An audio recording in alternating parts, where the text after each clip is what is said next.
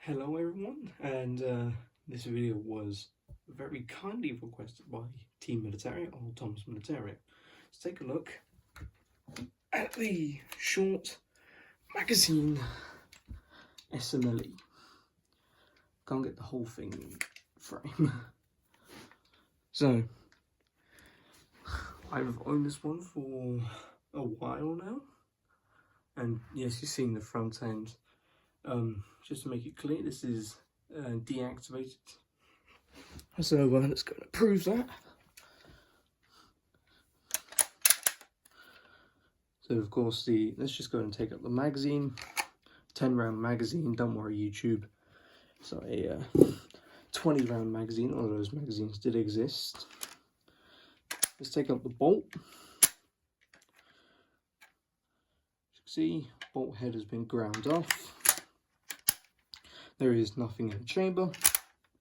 Close it, and I'm pointing in the safe direction. Dry fire.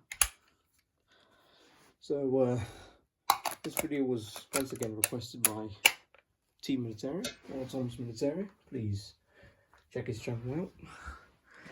Now he requested this video, and I think the reason being is wants to learn more information about firearms, or more in particular the short magazine Lee Enfield, as he's not really much of a person to collect deactivated firearms, and to get all the knowledge and stuff. If you are watching this, I mean no offense to you, Team Militaria, but pretty much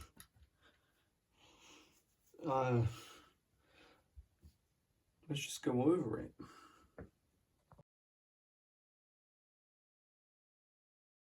The life of the SMLE started off with the SMLE No. 1 Mark 1. This rifle had a part of the charger bridge on the bolt head, different set of sights, and finally that distinctive nose cap. At the time of the Second Boer War, Britain came across the Mauser, which is a shorter, lighter rifle and had a 2-stage trigger and was fed by a 5-round stripper clip. Then on the 26th of January 1907 we got the very iconic and a British staple, the No. 1 Mark III. This rifle had an overall length of 113 centimeters, weighed in at 8.6 pounds or 33.9 kg, had a detachable double stack magazine and held 10 rounds of 303 British, or 7.7 by 56mm. This had great improvements over the No. 1 Mark 1, for example a better designed nose cap, better sight system, volley sights, and a new and improved charger bridge. The SMLE would be produced by 5 manufacturers, that being BSA, Birmingham Small Arms, Enfield, LSA, or London Small Arms, Ishapore, and Lithgow, or Lithgow. In total, these 5 manufacturers produced over 4 million rifles. Enfield was the largest manufacturer, with over 2 million rifles being made, BSA with over 1 million, LSA 300,000, Lithgow over 90,000, and Ishapore, which is over 2 million rifles, so pairing up with Enfield. By late 1915, Britain realises the No. 1 Mark III is expensive to make, costing £3.15.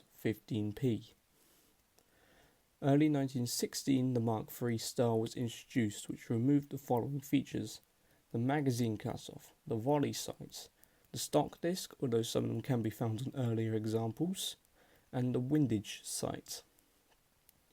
After the war and into the 1920s, the terminology was changed. The SMLE became rifle No. 1, the P14 became rifle No. 3, and the 22 training SMLE became rifle No. 2. In the 1930s, the Mark III came back into service, but with some changes such as the windage sight gone and a Mark III sight put in place. The magazine cutoff made a return. The British would use the SMLE until 1943, where the rifle number 4 entered service or the number 4 Mark 1. If you own a SMLE, check the forestock for a screw in front of the breech and behind the rear sight. The screw is called a Ishi screw, which means it went to India for service. After the SMLE was replaced, Australia and India would produce the SMLE until the adoption of the L1A1 SLR. In 1963, India would produce the Ishapur 2A and the 2A1 chambered in 7.62 NATO or 308 Winchester. Right then, so after that, let's talk about the rifle a bit more, and let's talk about my example of a short magazine Lee Enfield. So for starters, mine is a well and tried and true Mark III. Most people call Mark III styles Mark IIIs. That is completely wrong unless if you have an original Mark III that has been converted to a Mark III star. You can tell that when the magazine cutoff is gone. And there's the provision for it.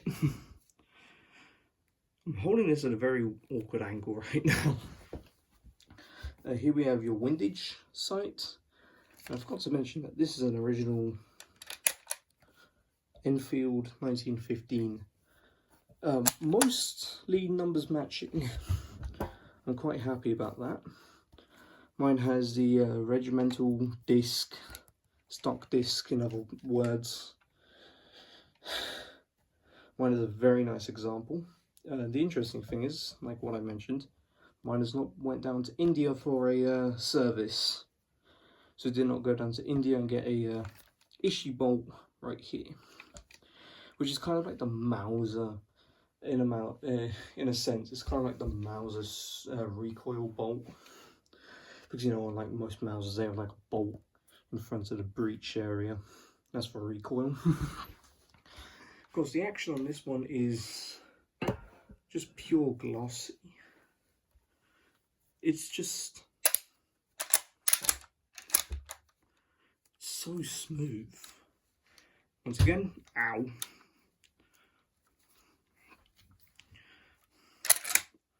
We are clear.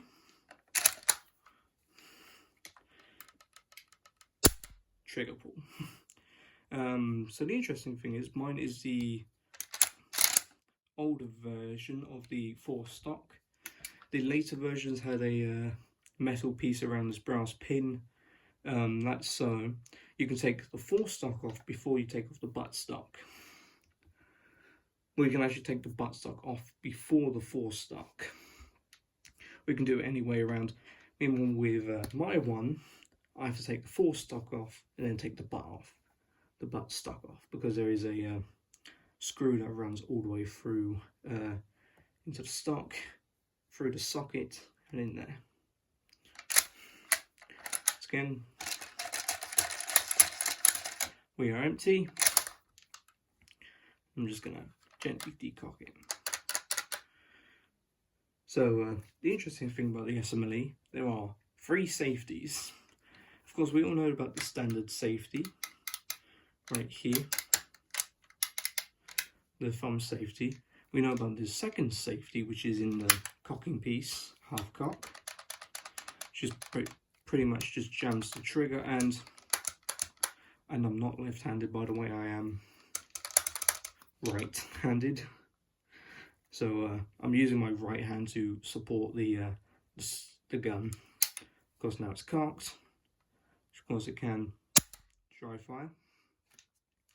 Just going to move those over there for a quick second. Yes, you did see my foot for a second. And the third safety is actually in the magazine cutoff. Let me explain. So back in the First World War, soldiers were taught to, these are inert ammo by the way, so these have been fired. I'll go and take a round off. These are all pretty much the exact same, inert ammunition. But pretty much, soldiers were taught to load up the magazine, and they weren't supposed to use the magazine cutter for single fire. This is your third safety measure. pretty much this, and when the bolt is closed, this becomes your dust cover. And so pretty much it protects your rounds from getting mud into the magazine. I'll go and empty those out. As you can see, magazine is purely empty.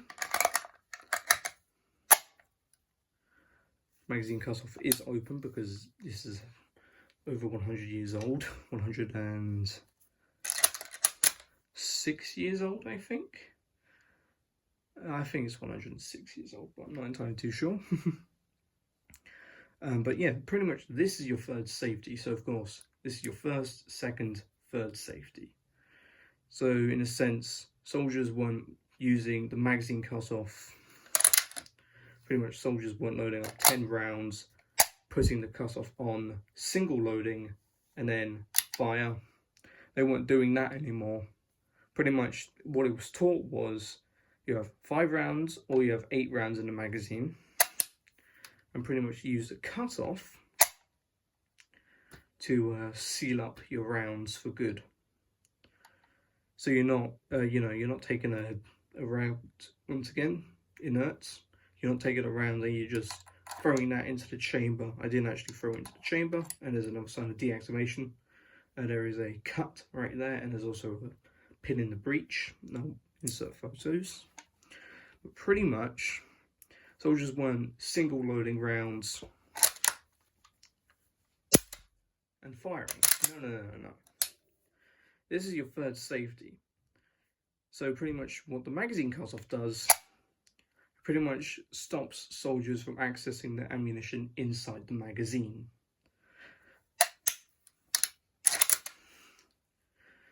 Also, something else. Most videos you see of these live, you might see some people take out the magazine and loading it up. You do not do this. You would not do this back in the day. The doctrine at the time was you had one of these magazines and that's it. Early in the Boer War, they were issued spare magazines, and even they were chained to the trigger guard here. Mine is a milled trigger guard. The later trigger guards would just have a single loop for the breech cover, which I should get one of those, because this is a really nice piece of history and I don't want to damage it anymore. As it is, it's seen way too much damage from the First World War. So now it's decarks. So mine is, like I mentioned, it's Mark III. I tried and true Mark III, that is. So Enfield Mark III. And like what I had mentioned, if you have one from the 1930s, you have a Mark III, you have a later style cocking piece, but however,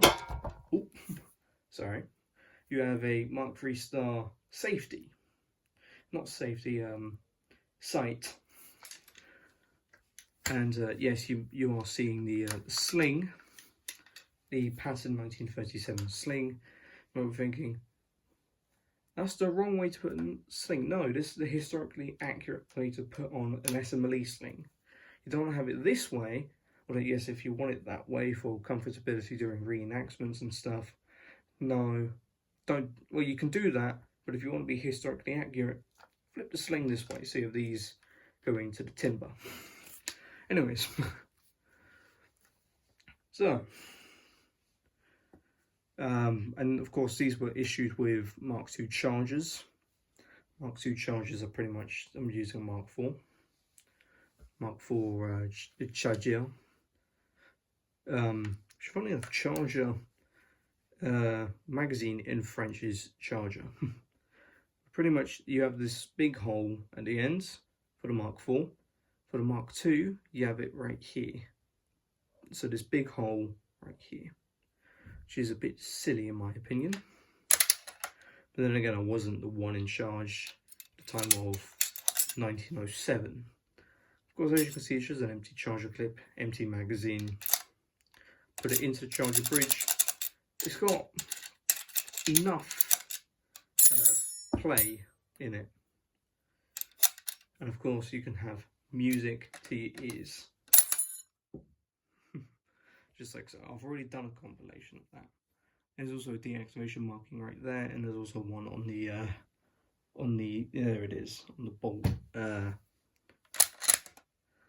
How do you call it? Just a bolt. So mine also has the early style cocking piece right here. Also, if you do get a Mark III, you might be thinking, what's that? What is this? Well, if you don't know what that is called a piling swivel. A piling swivel, or a stacking swivel if you're an American. Pretty much a piling swivel. So if you was in a company and you had two other people with rifles with piling swivels, pretty much what you could do is you could create a rifle tripod. I really wanted to do this myself, however I don't have two more Lee Enfields. I know the M1 Garand has this piling swivel, but of course on the Mark III styles they just remove that entirely. And as our most distinctive feature, the nose cap for the famous pattern of 1907 bayonet. The interesting thing was, in World War I, the Germans made a supposed theory. Once again, there's your dummy round, or inert round, so this has no powder in. The Germans made a plausible theory. You see this hole in the magazine cut-off, right here. The Germans made a kind of a theory or myth that we put the holes of the bullet in, twisted it in there, and we break the tip off. So the Germans were thinking that we were using illegal soft point ammunition, but pretty much the Germans made the excuse that we was using soft point ammunitions, which was against the Geneva or something. Of course, I can understand why. That is so easy to break off. And that's pretty much what the Germans thought that hole in the magazine cut-off was. No, it's not. We just made that way so we can have a nice little loop with some grooves in it. And I love it. There you go. I hope you found this informative. If you have, please go ahead and leave a comment. And if you have any other suggestions, please also leave them in the comment section down below. But overall, thank you to Team Military for requesting this video. I could have done more information, but if I'd done that, I could be writing 1,000 books about it. Literally, I can write 1,000 books on the Lee Enfield. But thanks for watching.